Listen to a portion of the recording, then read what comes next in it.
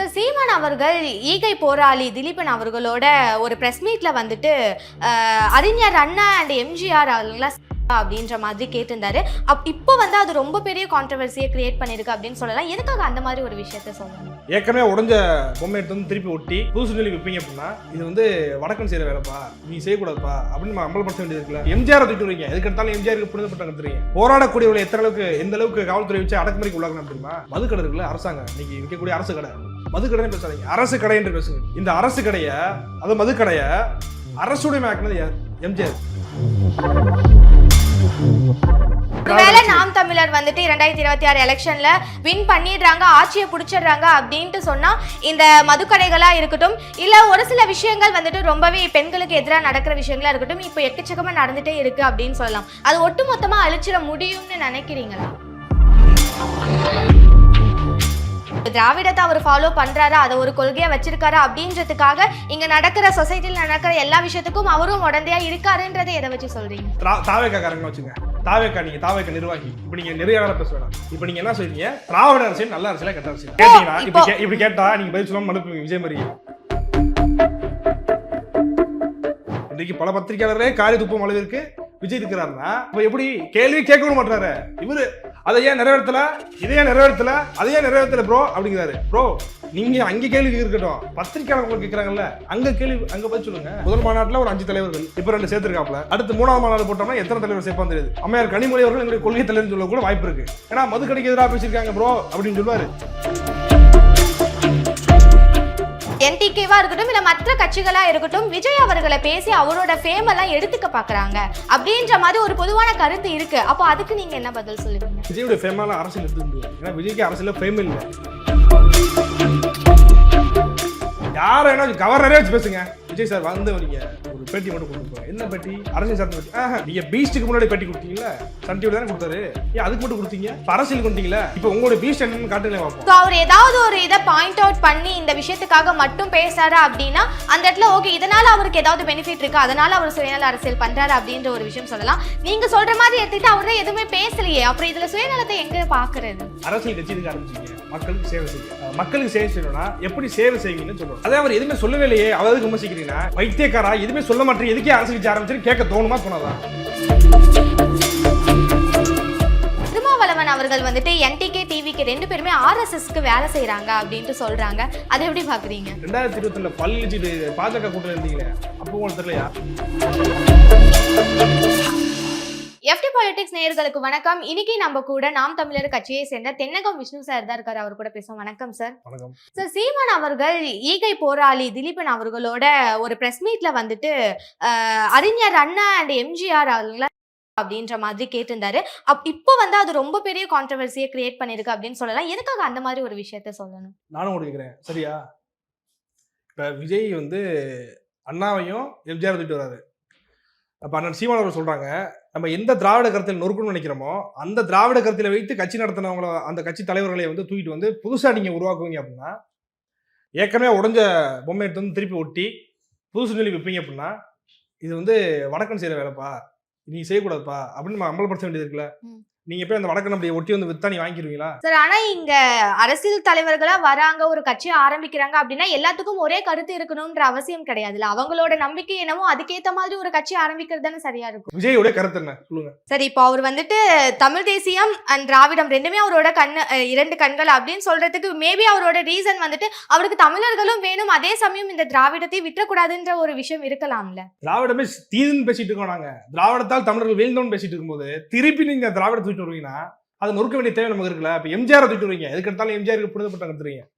இப்போ எம்ஜிஆருடைய எந்த கொள்கையிலும் நீங்க ஆதரிக்கிறீங்க? எம்ஜிஆருடைய எம்ஜிஆர் ஆட்சியில காவல்துறை எப்படி செயல்படுது தெரியுமா? நீங்க இன்னைக்கு கம்யூனிஸ்டுகள் ஆகணும், கம்யூனிஸ்டுகள் போராடுங்க பேசுறீங்க. கம்யூனிஸ்டுகளை வந்து நக்சலைட் என்று சொல்லி எத்தனை பேர்த்த ஒடுக்கலாம் தெரியுமா? எம்ஜிஆர் என்னென்ன பண்ணி ஒடுக்கலாம் தெரியுமா? போராடக்கூடியவர்களை எந்த அளவுக்கு காவல்துறை வச்சு அடக்குமுறைக்கு உள்ளாக்கலாம் தெரியுமா? மதுக்கடை இருக்குல்ல, அரசாங்கம் இன்னைக்கு விற்கக்கூடிய அரசு கடை, மதுக்கடைன்னு பேசாதீங்க, அரசு கடை என்று பேசுங்க. இந்த அரசு கடையை, அது மதுக்கடையை அரசுடைய ஆக்கினது யார்? எம்ஜிஆர்.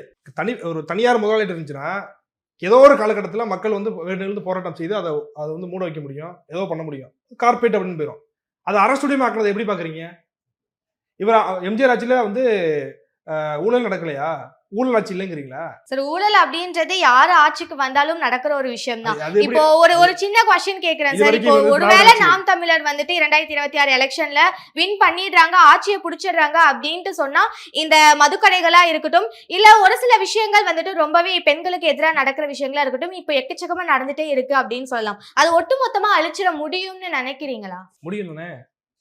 நீங்க குடிகாரன்ட்ட போயிட்டு கேளுங்க, உனக்கு டாஸ்மார்க்ல இருக்கக்கூடிய அந்த சாராயம் வேணுமா, இல்ல நாங்க கல் இயற்கையில கிடைக்கக்கூடிய ஒரு கல் இருக்கு, கல்லுன்னு இருக்கிற அந்த பணம்பால் வேணுமா அப்படின்னு கேளுங்க. மாற்று வைக்கிறோம்ல. இப்ப நீங்க மொத்தமா சாத்தியம் இல்லாத நாங்க பேசல. விஜய் சொல்ற சாத்தியம் இல்லாத பேச வரல ப்ரோ, நீங்க நாங்கள தான் சொல்றோம். சாத்தியம் இல்லாத பேசல. மதுக்கடை வேணாம். இந்த மதுக்கடை நடத்தும் மூலமாக, அந்த மதுவை குடிப்பது மூலமாக புத்தி வழங்குது, பொருளாதாரம் நடக்கிறான்.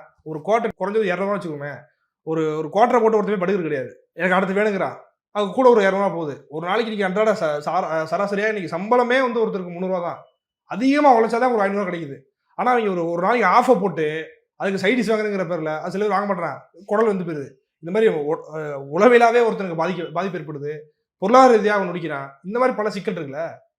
குடும்பமே அழியுதுல. கனிமொழி என்ன பேசுனாங்க, இந்தியாவிலேயே அதிகமான இளம் விதவைகள் இருக்கக்கூடிய ஒரே மாநிலம் தமிழ்நாடு இருந்தாங்கல்ல. அப்ப இன்னைக்கு இல்லையா? இன்னைக்கு தானே. அதுக்கு காரணம் மதுங்கிறாங்க. அப்ப மது கடை நடத்துறீங்க. விஜயோட நிலைப்பாடு நாங்க சொல்றோம்ல, இதுக்கு மாற்று வைக்கிறோம். நாங்க மதுக்கடை இருந்தால் இன்றைக்கு தமிழ்நாடு குட்டிச்சவர் ஆகும். கல்லுக்கடை திறப்போம் மாற்றாக. இது இது இதை கல்லை குடிச்சின்னா அதிகபட்சம் நாங்களாம் குடிச்சாலும், அது நான் 600 கல்லை குடிச்சாலும் 1 லிட்டருக்கு மேலே குடிக்க 1 லிட்டரே குடிக்க முடியாது. நீரா தண்ணி இருக்கு பார்த்தீங்களா, புளிச்ச நீரா தண்ணி எப்படி இருக்குமோ அது வந்து கொஞ்சம் இனிப்பாக இருந்தால் எப்படி இருக்குமோ அந்த டேஸ்ட்ல தான் இருக்கும். நீங்க வந்து அது நான் நேரமாக தான் போதங்கிற ஒரு கிக்கை கொடுக்கும். ஒரு அளவுக்கு மேலே குடிக்க முடியாது. உங்களுக்கே வேணான்ட்டுருவீங்க. அதை குடிச்சின்னா வயிறு ஒரு 7up பாட்டில் குடிச்சினா எப்படி இருக்கும்? 1/2 லிட்டர் 7up குடிச்சிருவீங்களா? அது மாதிரி தான் இருக்கு அந்த கல். அது போதைன்ற ஒரு மிதப்பு கொடுக்கும், ஒரு கிக்கு இருக்கும். ஆனா நீங்க கான்சியஸ் இழக்கிற அளவுக்கான இது இருக்குமா கேட்டீங்கன்னா இருக்காது. ஆனா நீங்க குடிக்கக்கூடிய இந்த மதுக்கடை விற்கக்கூடிய மதுவில் இருக்கக்கூடிய அந்த வீரியம் மனுஷனுடைய வாழ்க்கையை கெடுத்துருதுல. இப்போ அது வேணான்னு சொல்றோம்ல, அதுக்கு மாற்று இதை வைக்கிறோம்ல, அது மாதிரி வைங்க. ஒருத்தர் உடனே ரெக்கவர் பண்ணிட முடியாது. ஒரு சாராயத்திற்கு அடிமையானவனை உடனே ரெக்கவர் பண்ண முடியாது. அதுக்கு மாற்றாக நாங்கள் கல் அப்படிங்கிறத வைக்கிறோம்ல, பணம்பால் தென்னம்பால்னு. இதன் மூலமாக அந்த பண விவசாயி தென்னை விவசாயி சார்ந்திருக்கக்கூடிய விவசாயிகளும் வாழ்வார்கள். நாட்டுக்கும் பிரச்சனை கிடையாது, மக்களுக்கும் பிரச்சனை கிடையாது, காசையும் இழக்க மாட்டான். வைக்கிறோம்ல, வைங்க. ஒரு உதாரணத்தை நாங்கள் சொல்றோம். இது மாதிரி எல்லாத்துலயும் நாங்கள் மாற்று வைக்கிறோம். விஜய் இந்த இதுல இதை மாற்ற வைக்கிறோம்னு சொல்லுங்க. ஆனா ஒரு கல்லு வேணவே வேணாம், மதுக்கதைகளை வந்துட்டு நான் ஆதரிக்கிறேன் அப்படின்ற ஒரு விஷயத்தையும் அவர் சொல்லலையோ. திராவிடத்தை அவர் ஃபாலோ பண்றாரு, அதை ஒரு கொள்கையா வச்சிருக்காரு அப்படின்றதுக்காக இங்க நடக்கிற சொசைட்டில நடக்கிற எல்லா விஷயத்துக்கும் அவரும் உடந்தையா இருக்காருன்றதை எதை வச்சு சொல்றீங்க சார்? திராவிட அரசியல் நல்ல அரசியலா கெட்ட அரசியலா நீங்க சொல்லுங்க. எப்படி கேட்டா எப்படி சொல்ல முடியும்? ஒரு ஒரு ஒரு இடத்துல உட்கார்ந்து நம்ம வந்துட்டு கொஸ்டின் பண்றோம் அப்படின்றப்போ நடுநிலையா இருக்கிறது சரியானதா இருக்கும். நீங்க இப்ப தாவேக்கா காரங்க வச்சுங்க, தாவேக்கா நீங்க தாவேக்கா நிர்வாகி, இப்ப நீங்க நிறைய பேச வேணாம். இப்ப நீங்க என்ன சொல்றீங்க, திராவிட அரசியல் நல்ல அரசியலா கெட்ட அரசியலா? சரி, இப்படி கேட்டா நீங்க பதில் சொல்லாம மழுப்புவீங்க விஜய் மாதிரி. என்ன சொல்லுவீங்கன்னா, விஜய் எங்க மழுப்புறாரு? சரி, எந்த இடத்துல மழுப்புனாருன்றதை யாரு கொஸ்டின் கேட்டீங்கன்றத சொல்லுங்க. அவர் எங்க கொஸ்டின் கேட்கறது விட்டாருன்னு சொல்லுங்க. சார் ஒரே ஒரு கொஸ்டின் சார், நாங்க பத்திரிக்கை அளிக்கிறோம் சார் அப்படின்னோடனே திருமணம் தான்டா போய் சொல்லுவேன் அப்படி இப்படிலாம் போறாரு விஜய். அவர் எங்க கேள்வி கேட்க தயாரா இருக்காங்க. நான் கேட்கவா? நான் கேட்கிறேன். நாளைக்கு எங்க கூட போறாரோ அப்படி கேட்கிறேன். விஜய் பேசுவாரா? கேளுங்க, பேசுவாரு. எங்க பேச கேட்க கிட்டக்கு வராரு. ஒரு தடவை திட்டாரு பாத்தீங்களா, லூசு அப்படின்ற அளவுக்கு, மென்டல் டே அப்படின்ட்டு கத்தனை சத்தமா இருக்குது. அதை நம்ம ஆதரிக்கல. ஆனா அந்த அளவுக்கு பத்திரிகையாளர்கள் வந்து காரி துப்பும் அளவிற்கு, இன்றைக்கு பல பத்திரிகையாளர்களே காரி துப்பும் அளவிற்கு விஜய் இருக்கிறாருன்னா, அப்ப எப்படி கேள்வி கேட்க மாட்டாரு இவரு? அதை ஏன் நிறைவேற்றல, இதையே நிறைவேற்றல, அதையே நிறைவேற்றல ப்ரோ அப்படிங்கிறாரு. ப்ரோ நீங்க அங்க கேள்வி இருக்கட்டும், பத்திரிகையாளர் உங்களுக்கு கேட்கறாங்கல்ல, அங்க கேள்வி அங்க போய் சொல்லுங்க. அதுல நிலைப்பாடு என்னன்னு சொல்லுங்க. ஒவ்வொரு விஷயத்திலும் தீர்க்கமான ஒரு முடிவை சொல்லுங்க. அதை சொல்ல மாட்டீங்க. திராவிடம் தமிழ் தேசிய ரெண்டு கண்ணுனா எதை எப்படி பொறுத்த போறீங்க? ஏற்கனவே உங்களோட பேசின பற்றியில சொல்லியிருந்தேன். விஜயோட நிலைப்பாடு என்னவா இருக்கு, முன்னுக்கு பின் முரணாக இருக்கு, ஒவ்வொரு கொள்கையத்துல இருக்கு முரண்பாடு இருக்கு, எல்லாம் பேசியிருந்தோம்ல. போன தடவை முதல் மாநாட்டில் ஒரு 5 தலைவர்கள், இப்போ 2 சேர்த்துருக்காப்புல. அடுத்து 3ஆவது மாநாடு போட்டோம்னா எத்தனை தலைவர் சேர்ப்பான்னு தெரியாது. பெண்கள் குறைபாடு இருக்கு. அப்ப யாரை சேர்க்கலாம்? அம்மையார் கனிமொழி அவர்கள் வந்து மதுக்கடைக்கு எதிராக பேசியிருக்காரு, தூக்குடா அப்படின்னு அம்மையார் கனிமொழி அவர்கள் எங்களுடைய கொள்கை தலைவர்னு சொல்ல கூட வாய்ப்பு இருக்கு. ஏன்னா மதுக்கடைக்கு எதிராக பேசியிருக்காங்க ப்ரோ அப்படின்னு சொல்லுவாரு. புரிதுங்களா? கேட்டா அதோட கொள்கை எடுத்துக்கங்க. என்ன கேளு குத்தா? நீங்க செய்யறது அப்பதானே இருக்கு. அப்புறம் என்ன விமர்சிக்காம கொஞ்சம் ஆயிலா சார் நல்லா இது பண்றீங்க சார் அப்படின்னு வாழ்த்துவாங்களா? இல்ல சார், அரசியல்ல விமர்சனம் அப்படின்றது தப்பு அப்படின்ட்டு யாருமே சொல்ல மாட்டாங்க.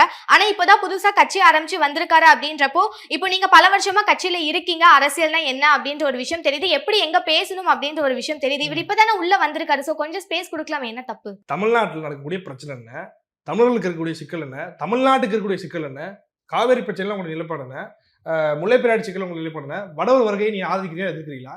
இந்த மாதிரி சாதாரண அடிப்படையே தெரியாம தமிழ்நாட்டுல எத்தனை வருஷமா எதுக்கு விஜய் இருக்காருங்கிற ஒரு கேள்வி வருமா வராதா? அப்ப எதுக்கு நீ கட்சி ஆரம்பிச்ச?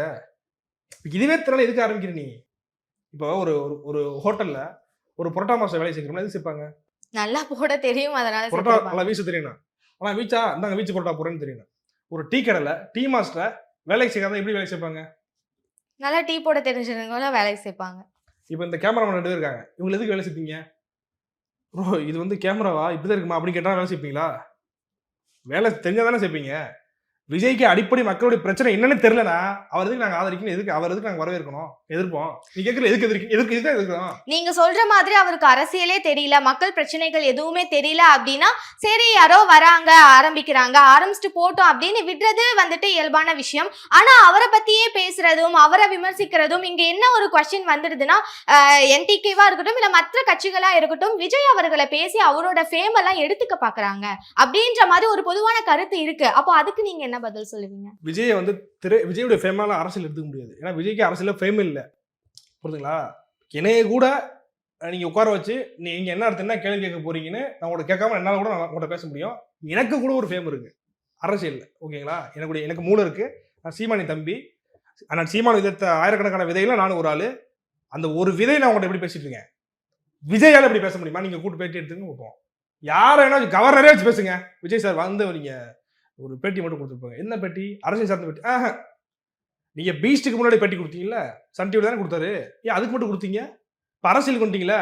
இப்போ உங்களோட பீஸ்ட் என்னன்னு காட்டுங்களேன் பார்ப்போம். தெரியாது, தெரிஞ்சா வச்சுக்கிட்டா வஞ்சம் அவருக்கு தெரியல. அவ தெரியாதவரை திருப்பி வந்து பேசனா அது என்ன கேட்குறேன்னா விஜய் மட்டுமே எதிர்க்கிறீங்கன்னு நீங்க கேட்குறீங்க. அப்படிலாம் இல்லை, போற போல விஜய் அடிச்சுட்டு போறோம். விஜய்க்கு ஒரு பெரிய ஃபேம் இருக்கு. ஃபேம்னா எப்படி சொல்றேன்னா விஜய் வந்து ஒரு நடிகர் திருத்தூர்லேருந்து வந்தவர். அவரை விஜய் பேரை போட்டோம்னா நிறைய வியூஸ் போகுது. அந்த தற்கொலை கூட்டம் பெரிய கூட்டமா இருக்கு, அதெல்லாம் பாக்குதுங்க. அதுக்காண்டி பலரும் அதை வந்து விஜய் வந்து சீமான் திட்டாரு, இது பண்ணிட்டாரு அது பண்ணிட்டாரு. நாங்க கேள்வி எழுப்புறோம், கேள்விக்கு பதில் தான் சொல்லணும். உங்களை விமர்சிக்க கூடாதா? நீ என்ன மனித புனிதரா? உங்க கொள்கை தலைவர் ஈவர் ராமசாமி என்ன சொல்லியிருக்காரு? நானே என்ன சொன்னாலும் என்னை காரை துப்பியாவது நீ கேள்வி கேள்றா அப்படின்னு அவருடைய துணையில சொல்லியிருக்காரா இல்லையா? அப்பதானே கேள்வி கேட்கிறோம். உங்க கொள்கை தலைவர் வழியில் தான் உங்களுடைய கொள்கை கேள்வி கேட்கிறோம். சொல்லுங்க பாஸ், உங்க கொள்கை என்ன சொல்லுவீங்களா? மதச்சார்பற்ற சமூக நீதி கொள்கை.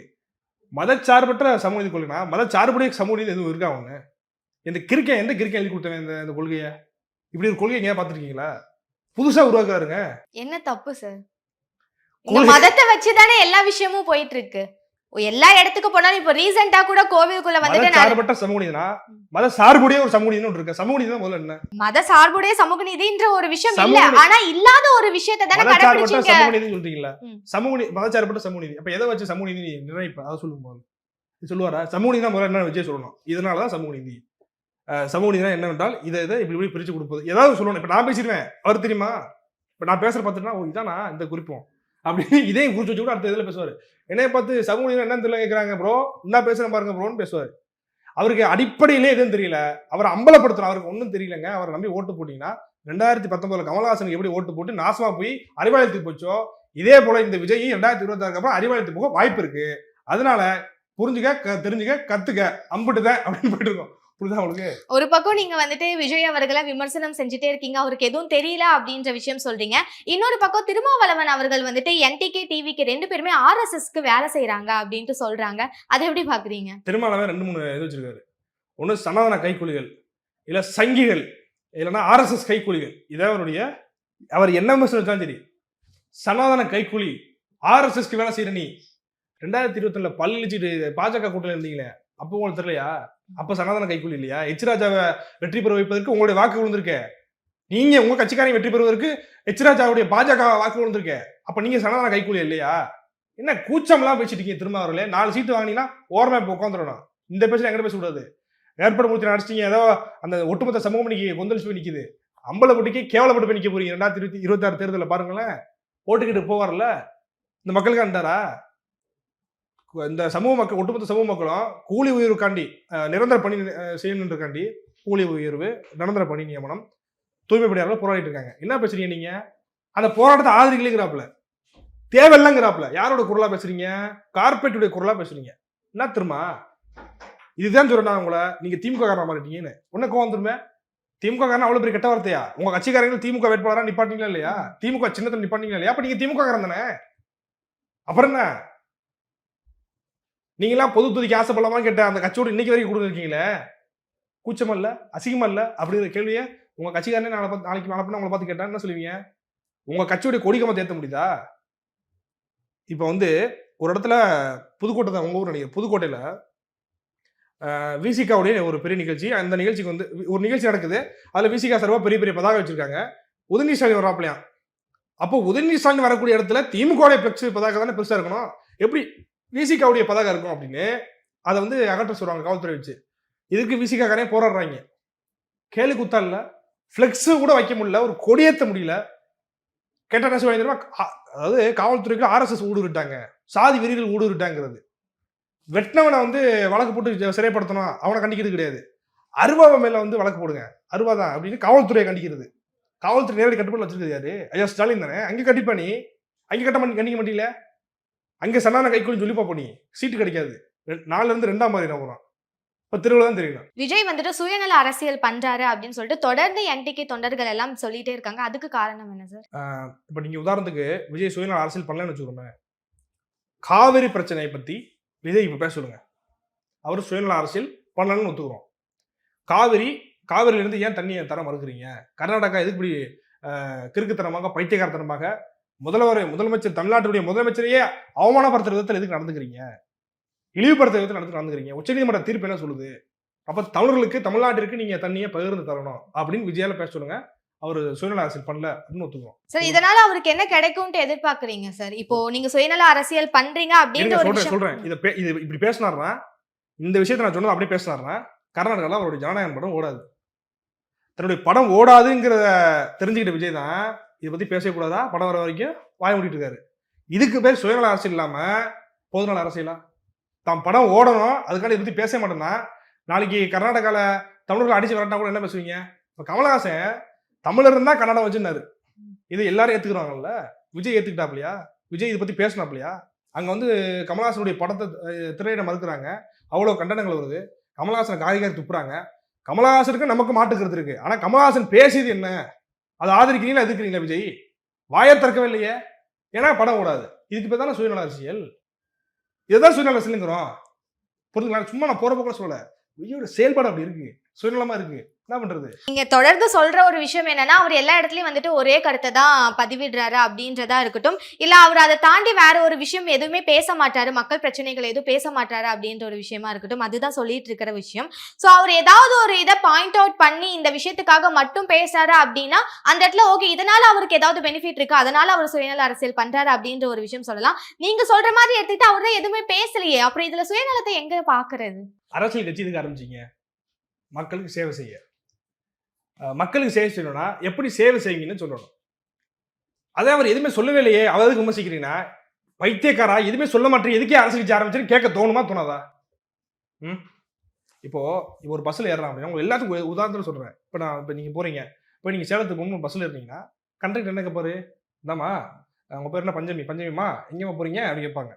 நீங்க சேலத்துக்கு போகணும் சார், ஐயா கண்டக்டர் அவர்களே டிக்கெட் கொடுங்க அப்படின்னு மரியாதை கூட நீங்க கேட்கலாம். நீங்க சொன்னாதானே அவர் டிக்கெட் தருவாரு.